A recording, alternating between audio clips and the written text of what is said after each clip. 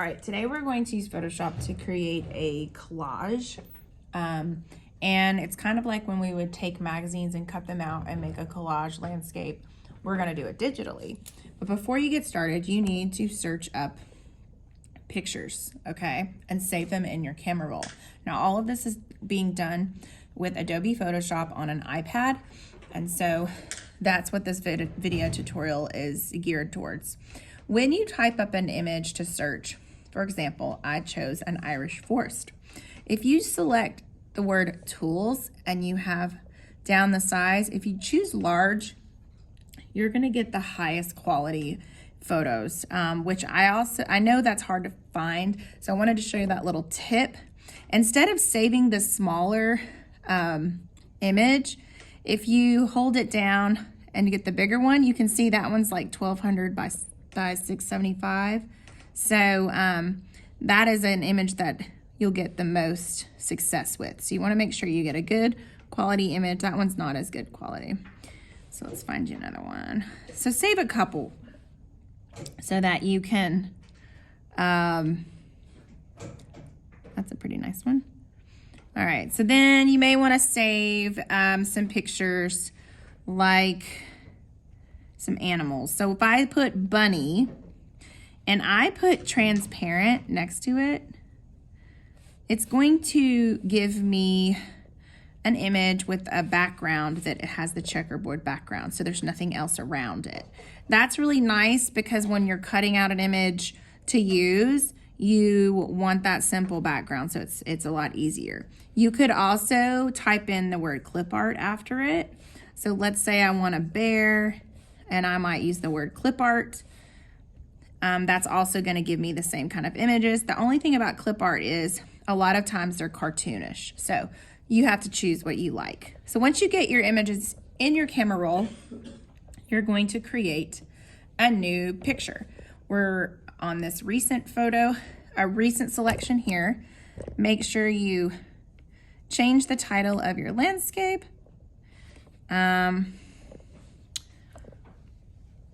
I'm just gonna put landscape for me, but I recommend for my students to use your name first, your last name first, and then put landscape.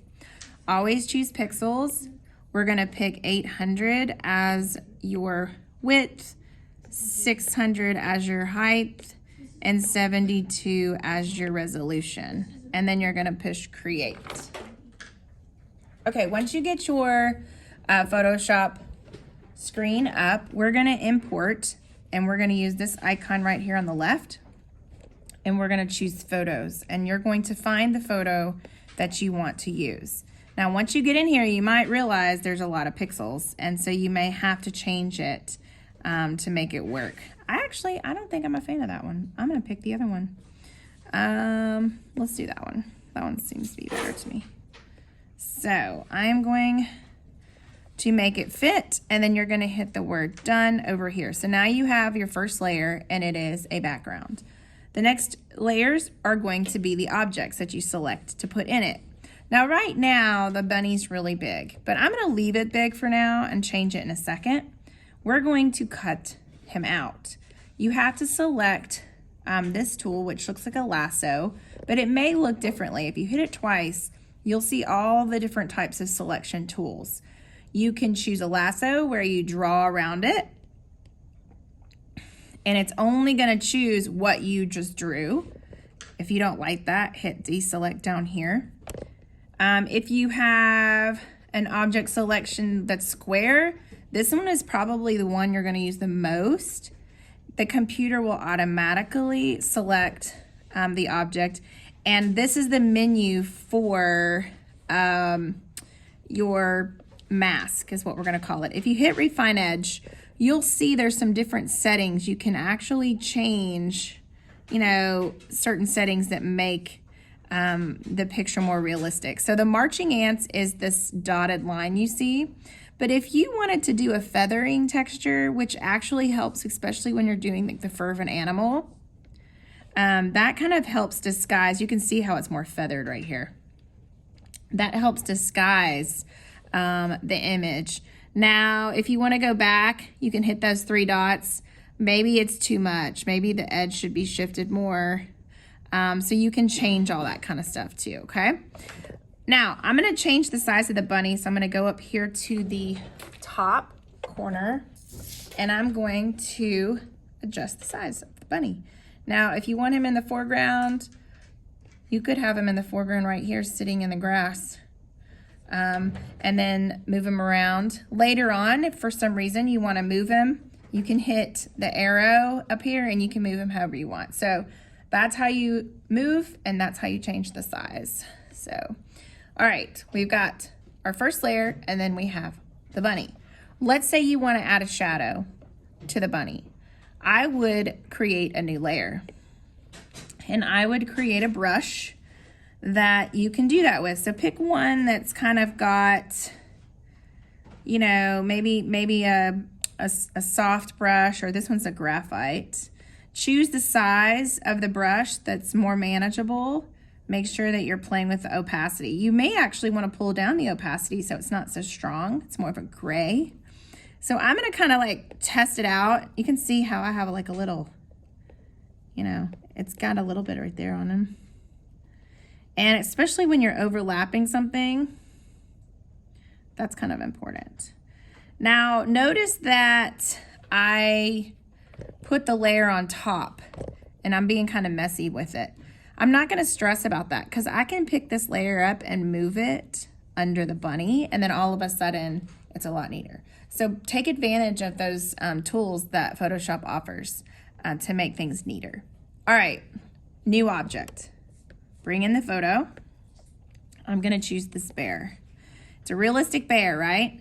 So I'm gonna go ahead and keep him that size because I wanna cut him out. Because he's in a background, the object selection tool is probably not gonna work so good. So what I'm gonna choose is the quick selection tool. What that does is it selects what I pick. And as I drag my Apple Pencil around, you'll see that it's starting to collect certain things, okay? Now it doesn't do everything, but I'm gonna show you how to refine that in a second. Refining the edges, remember me talking about feathering? You can feather it a little bit so it's a little bit, got some more texture to it. And then I'm gonna hit mask. All right, now you can adjust his size and move him around. Well, let's see, there we go. I think he should be in the background. But do you see this area right here that I need to cut out? I'm gonna go ahead and do that now. We're gonna show you the next step to this. So you wanna make sure you're on the bear, which is the layer I'm on, and you're on the mask. The blue highlight is around the mask. That's critical. The next thing you're gonna do is use the brush. So automatically, when I'm in the mask, you're gonna have white and black as your choice. Wanna make sure, I think it's the best to pick a hard round brush and make that size manageable where you can actually get into some detail. Now, think about what happens when you turn off the lights. When you turn off the lights, you're hiding something, okay? So you wanna think about that. When you turn on the lights, you're revealing, you're seeing something. So black is for concealing, white is for revealing. So we wanna hide this part of the picture. So I need to conceal it. So I'm gonna take the brush and I'm gonna paint around the bear in that spot where it didn't cut it out. Let's say I messed up and I took too much away. Then I would come back and then I would add it back. You can keep refining and changing your brush and making it smaller, and it slowly will just get more and more perfect each time you do it. Okay, so let's zoom back out. I'm gonna pick him up and move him around. I think I want him to get smaller too. And I think he should be hiding. Do you think he should be hiding? I want to try to flip him around, go in the other direction, because I think I want to tuck him back behind one of these trees back here where you don't see his backside. Let's cover it up where he's like hiding behind that tree, okay? All right, so I'm gonna hit done. Now, with my paintbrush, I'm gonna pull that back up, and it's on the black, so I'm hiding. So I'm gonna paint over his body so it looks like he's hiding behind. Now I took a little too much off. So this is where you could spend a lot of time zooming in and going back and forth, and that's really what makes it look better though. He needs a shadow too, so let's add a new layer. And I'm gonna paint just a little bit underneath him with this soft round. And I'm gonna change the opacity so it's not so harsh. But if you add a little shadow around him, it'll look more believable too. Plus you have that really dramatic sunlight coming out from behind. So you know you're gonna have pretty strong shadow on his body. And you can slowly build and blend as you go. Every time I go back over and over again though, the opacity is at 57, but it's just like me layering and layering and layering. So it's gonna get darker each time I am doing this. So you can see why. It is kind of like a pencil though, you know, just pressing harder and keep going. So that's kind of nice. Okay, I'm gonna move this layer underneath so that if I messed up anything, you can still see. I'm gonna add a little bit more shadow under here because you're probably not gonna see that part. And then we're gonna zoom out. Okay, so you have 3 layers used. I've shown you how to use the masks and the object selection tools to cut him out. And I've also shown you how to use the brush to continue manipulating that mask back and forth. So keep continuing to build onto your landscape, practicing all those skills, and see what you come up with.